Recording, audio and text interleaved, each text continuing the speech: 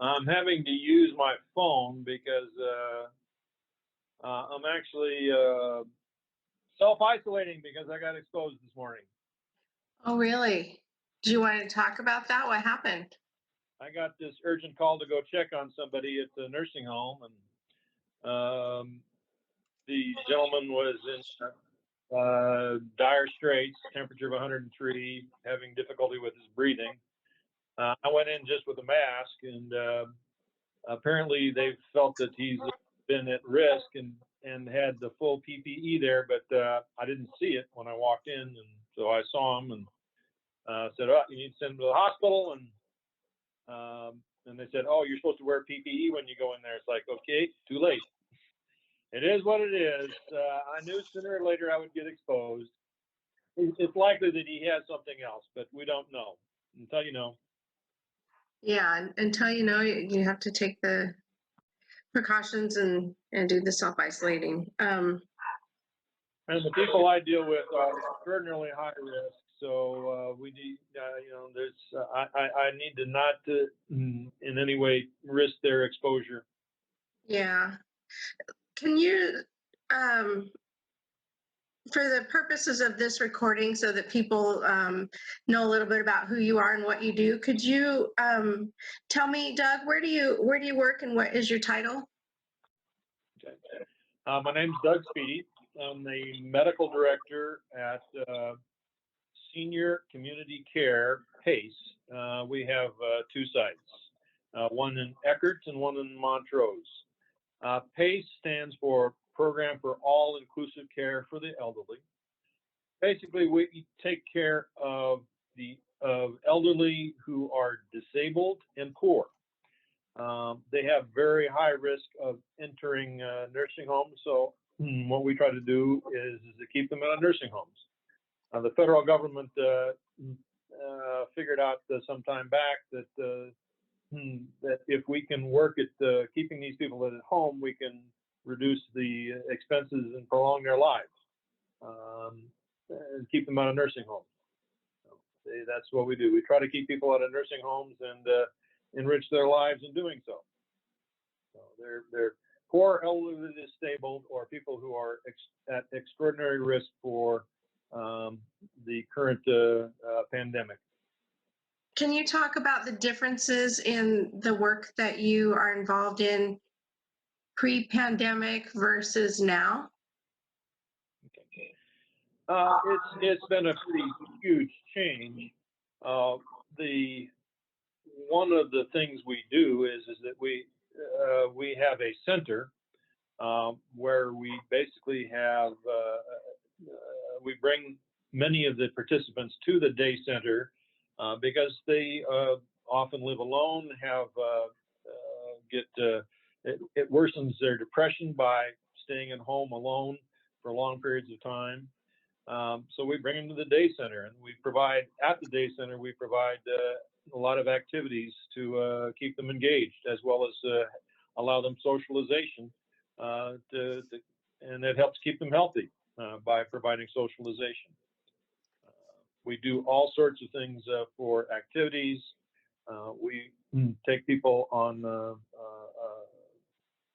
pontoon boats to the Blue Mesa. We take them fishing. We take them bowling. We used to take them to Russell Stover's, and that was one of their happiest times. But we obviously, with Russell Stover's closing, that's going to go away. But we take them on Jeep rides.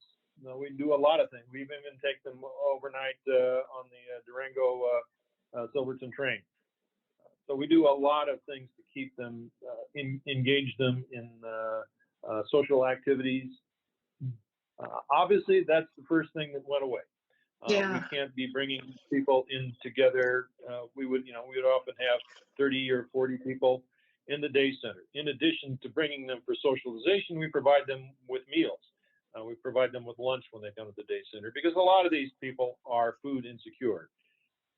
Some people we will as well. We will send home meals because they're really seriously food insecure. And we try to make sure that we, in all ways possible, that we can keep them healthy and at home.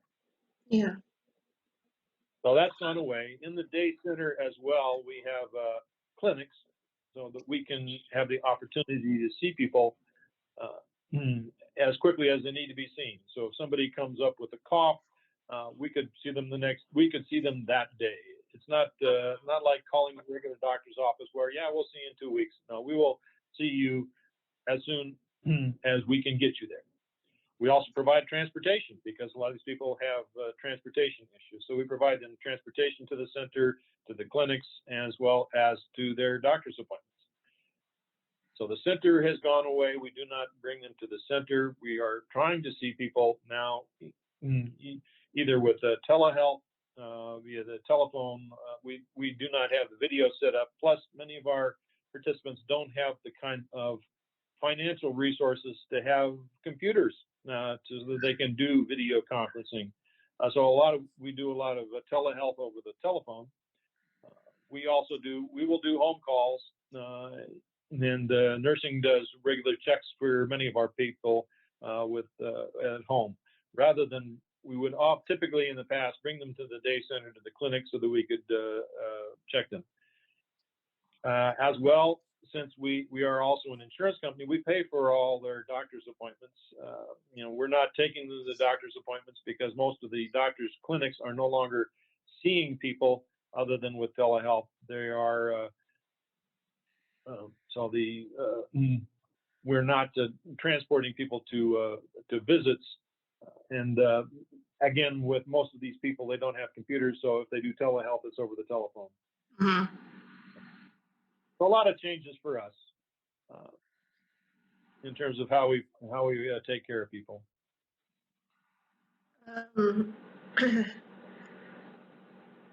Has there been any guidance? I imagine it's probably still too soon, but about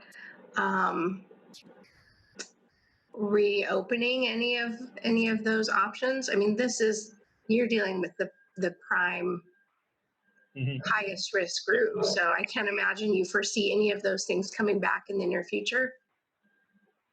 We are actually part of a national organization, Volunteers of America, and there are, in addition to our PACE program, we have PACE programs in Michigan and in North Carolina. So we have a central group of people that are helping to provide us guidance. As things settle down, hopefully, we will gradually return some services.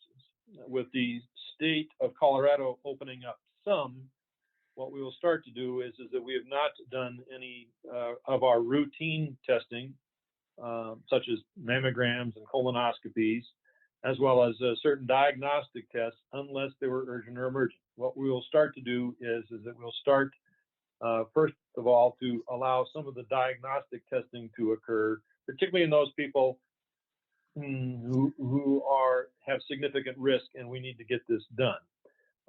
Then we'll add the screening a little bit later, but the diagnostic testing first. We will probably start to open the clinic some, with a much reduced volume. We'll probably see people who need to be seen urgently, and they have more significant issues. And then finally, at some point, we will start to reopen the center for people to come in, but with a reduced number, having no more than 10, we call them participants, no more than 10 participants at a time who are social distance. So we have plans to reopen gradually, but to return to full services, from my perspective, it's going to be probably a year before, and that includes having full testing as well as vaccinations. So I don't see this full recovery for some time. I meant to start our conversation with some background on your rural area and how, if you know about your COVID numbers and how it's impacted your communities. We are in two separate communities. We have Montrose, which has been much more greatly impacted with COVID than Delta. Montrose is getting close to 100 cases, and they've had a number of deaths. They've had 9 or 10 deaths as well.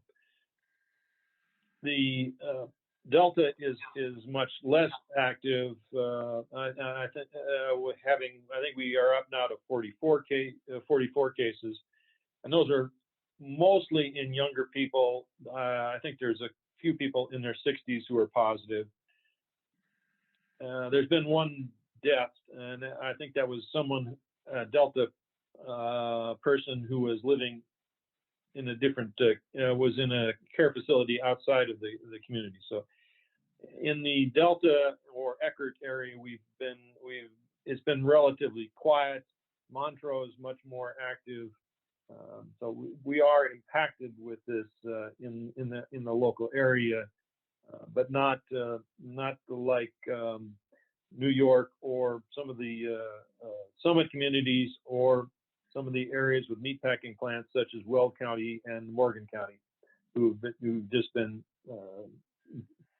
hammered immensely. Yeah. Sorry to jump around. I had a thought about how is all this isolation? I know it's only been a few weeks, but I mean, we're closing in maybe about 2 months. How is it affecting this the mental health maybe of not just your participants, but of your staff? Mm-hmm. Of our participants, it really depends on the person. There are some people who are having a great deal of difficulty managing with this because they've lost 95% of their social structure. So we do have some people who are really struggling at this point in time. It's harder to say about the staff. We are actually still fully staffed, and we keep most of our people. All of our people are employed, although some have reduced hours, but they're all still coming to work, doing their work.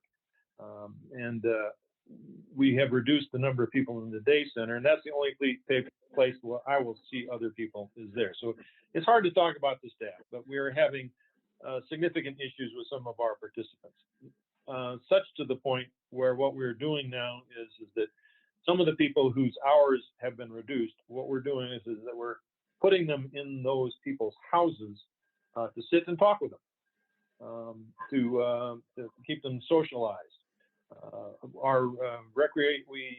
Part of the PACE requirements is that we also have to have recreational therapists, and our recreational therapist people are busy trying to keep our participants busy by providing things to do. So we do have a lot. Are you still able to hear me? I'm getting a phone call coming in. Yeah, I hear you. No interruption. Okay. We're working very hard at it, and we're trying to come up with ways that we can help deal with all of the issues with the people who often have no family and really miss the socialization they get by coming to the day center. Do you see a lot of collaboration among healthcare? Do any of your participants receive care through any other community organizations? Have you seen new partnerships or collaborations around the services that your participants receive? We largely provide our participants most of everything they need other than housing. Okay. So our group is very collaborative within our group. So that has not changed. In terms of the community at large, we are working with the community at large, including the hospital and the county and other groups like the nursing homes. All are working together, and they have I can't remember the name of their group, but they are all working collaboratively to try to support each other through this time. So yes, there is a lot of collaboration. in terms of our participants, we do allow our participants to keep their local primary care doctor, but most of those primary care doctors are at this point in time not seeing them other than perhaps with telehealth. Have there been any innovations in care that you see, or do you see that any of the have there been any opportunities or areas of growth for your organization? I know that I spoke with an IT director who talked about ramping up telehealth when it was non-existent with their practice, and how being able to bill Medicaid and Medicare for telehealth services, and how this has allowed doctors perhaps who weren't all that excited to use telehealth in the past really sort of embrace it as a opportunity to provide care during this time. We've not had the opportunity to do televideo health to any degree, because most of our participants lack computer. If they have a computer, they may lack internet. So we have a lot of holes in our systems with our participants. So we've not embarked upon that. But as the pace, we are always innovating because we're always faced with huge challenges with our participants. They're always coming up with something new for us to deal with. So for us, it has not been. Yes, we've had to change a great deal of how we approach things, but we were used to being a flexible organization. I see. As to finances, the PACE is capitated. So we get paid a certain amount no matter what what we do. So we have to provide the services that our participants need with the money we get, and we can choose to spend it however we want. So we're not on a a fee for service type of payment like physicians are. So we don't get, it doesn't matter to us if we do telehealth because we get reimbursed the same. Yeah, well, I can imagine that it's much more expensive to do one-on-one with people who are isolated in their homes than it is to bring them all together as a group. I would imagine your expenses of care go up, perhaps. For us, it's really not a change. We have the opportunity, because we take care of a much smaller group of participants than a primary care doctor would. Our people have so many issues that an hour-long visit is quite common. In fact, I've already had one this morning, and I will have another one this afternoon. So for us, it's not any huge change in terms of the amount of time we spend or how much we spend. If anything, our participants, we've provided much less care in terms of standard testing and such. So our expenses are actually down. I see. So you are also a preceptor. I work with PA students. Can you talk about what that looks like, and if that it will change, or your focus will shift when you have new students? Well, I had a PA student when this first started, and the university cut short their rotation and brought them all home because they were concerned about things. Going forward,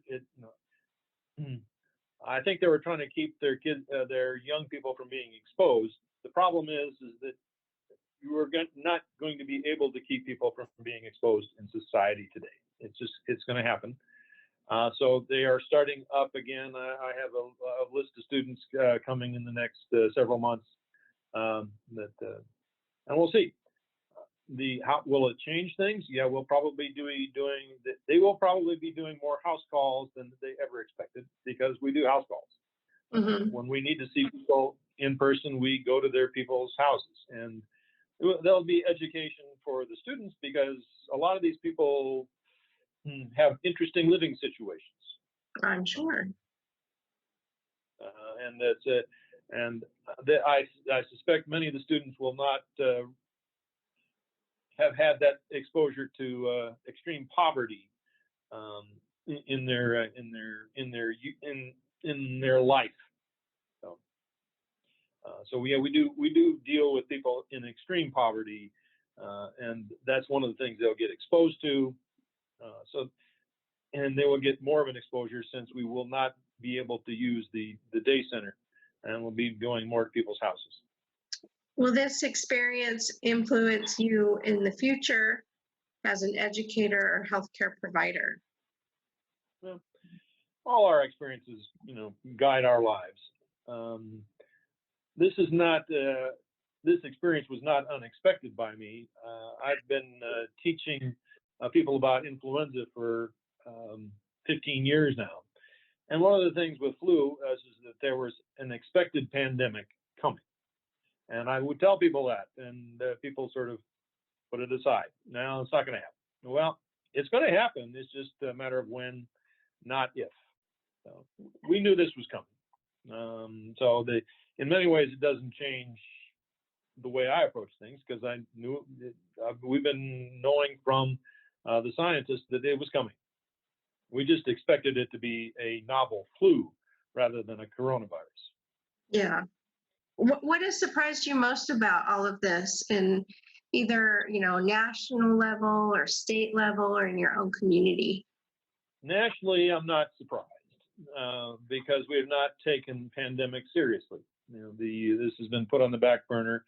As a nation, we tend to be focused in on the near term rather than the long term. When you look at some of the Asian countries like Korea and Taiwan, they saw with SARS what could potentially happen, and they were much better prepared for this. We didn't take any preparation really at all, and what we did have, we basically whittled away.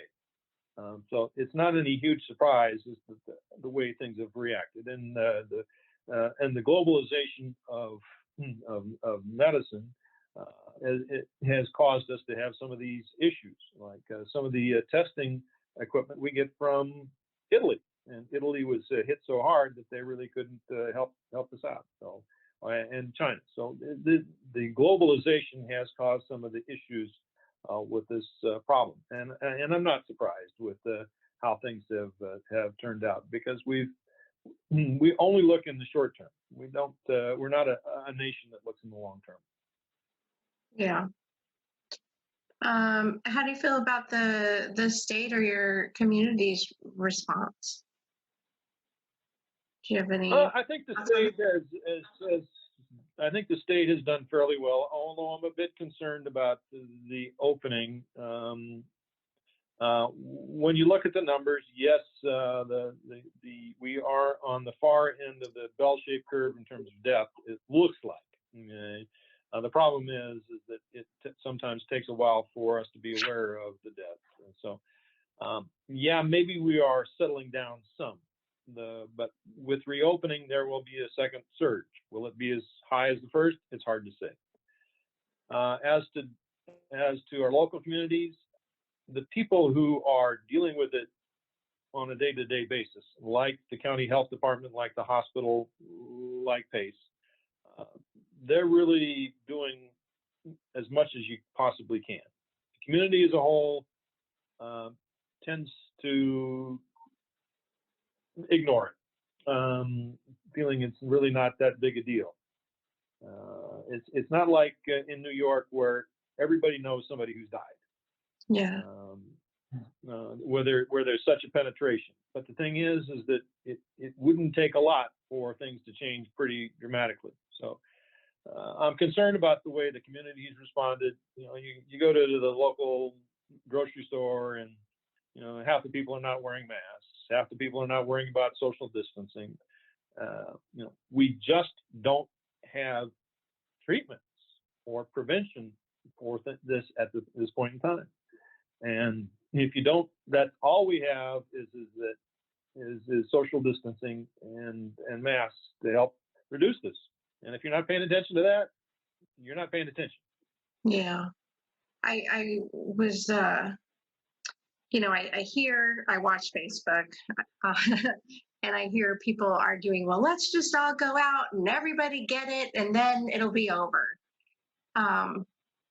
What do you have to say to that idea? Well, you can do that, and you can get it, and lots of people will be just fine. But you have to realize that when you do that, some of your friends may get sick and die.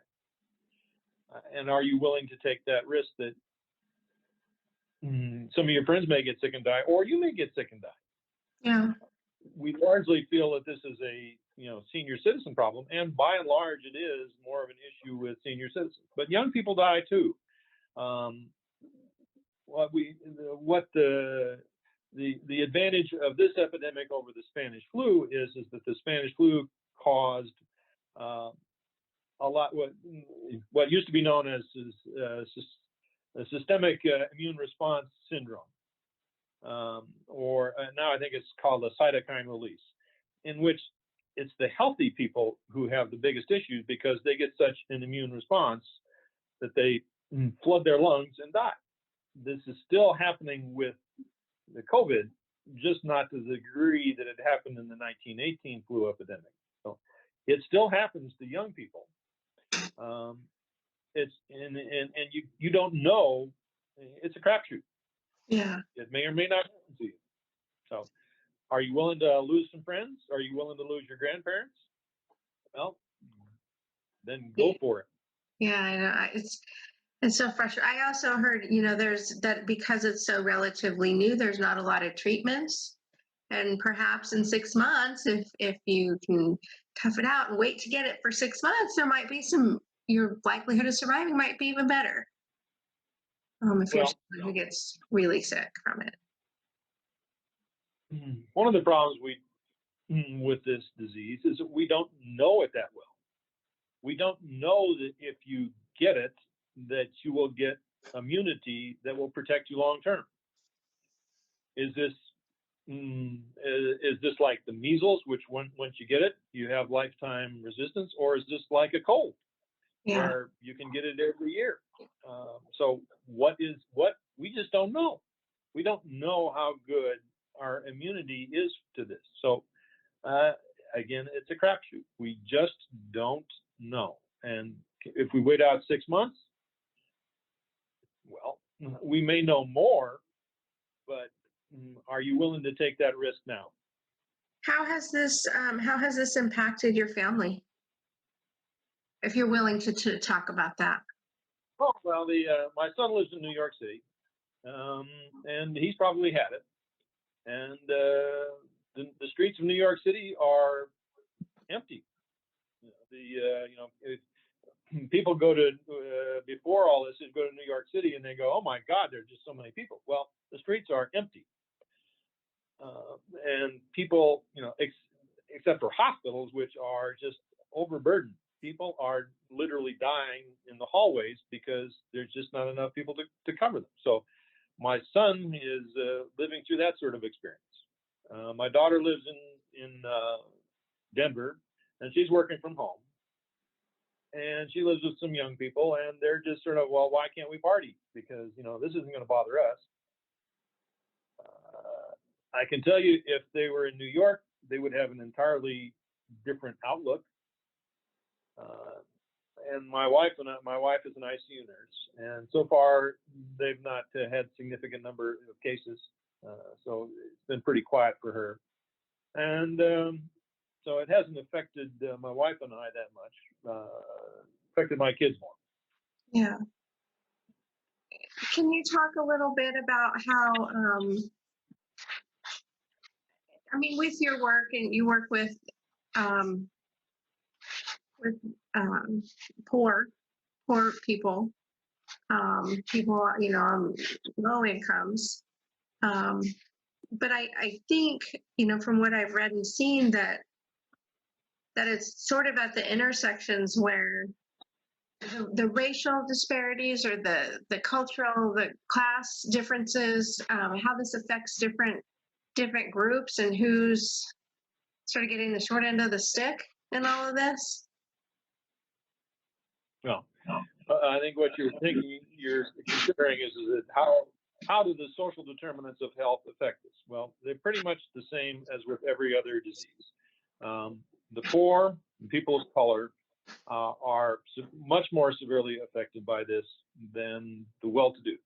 Although it certainly happens to the well-to-do. If you look at the number of Chris Cuomo, who's had it, I mean, yeah, all people can get this, but yes, it disproportionately affects people of color and the poor, because it's harder for them to socially distance.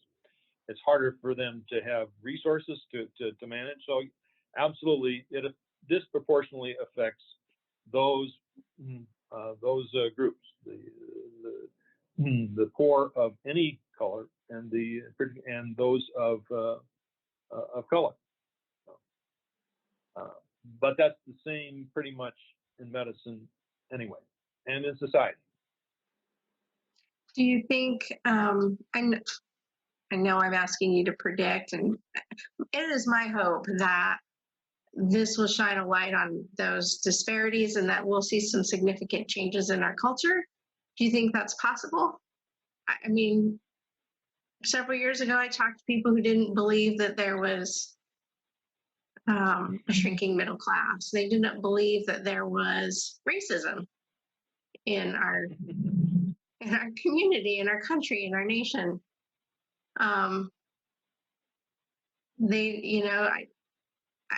It's my hope that this will open up some minds, and that we can see some change in our society. Or is that just a pipe dream? I'm trying to think if I can be politically correct here. If we thought we were without racism, you weren't reading the bumper stickers that occurred on vehicles during President Obama's tenure, because there was a lot of obvious racism present. My hope is that the millennial generation will be different than older generations, like the baby boomers. Certainly, there's a huge amount of racism, both overt and covert, in other generations. But my hope is for the millennials, who've often grown up in a much different circumstances than I have, will be more open. Many of them will have known gay people. When I was growing up, it was gay people were so closeted that it was not apparent. But now that folks have the opportunity to come out of the closet, I think that for gays, it's more obvious. It's a much more difficult issue for people of color, because you can't hide that. And we have so many people who feel that the Mexicans are stealing my job. Well, are you willing to work in the field picking onions? Really? You're willing to do that? So hopefully, the millennial generation, having the opportunity to be a more diverse society, will be more accepting of diversity. Whereas the older, us in the older age group, which grew up in a very segregated society, either planned segregation or segregation that occurred otherwise, it's going to be much more challenging.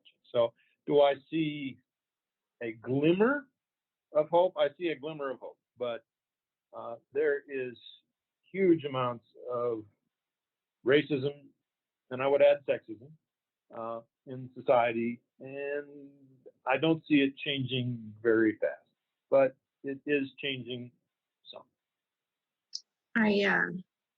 You said, are you willing to pick onions? And to be quite honest with you, until just a few years ago, I had this idea that farms were industrialized, and that meant we had these big machines that would harvest strawberries and lettuce and blueberries and onions, and that it wasn't actually a person doing that work. And I was surprised to find out, yes, it is actually people that still harvest food.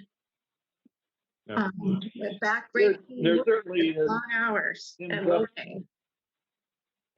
there certainly is industrialization, but you can't industrialize picking apples or peaches or any tree fruit or vegetables, and you can't.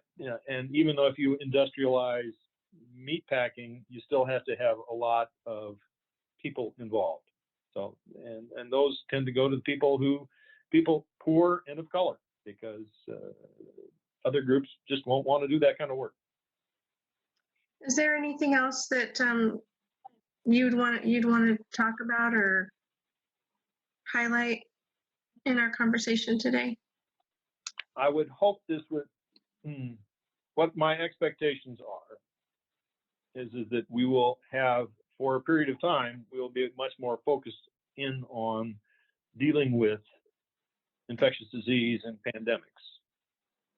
But my expectation is that within a decade, we'll start to forget, because that's the nature of humans. We tend to focus in on what we're dealing with and not necessarily learn from the lessons of history. My hope is that we learn from the lessons of history and we carry those forward to a degree. I don't fully expect that will happen, but I would like that to happen. Yeah, me too.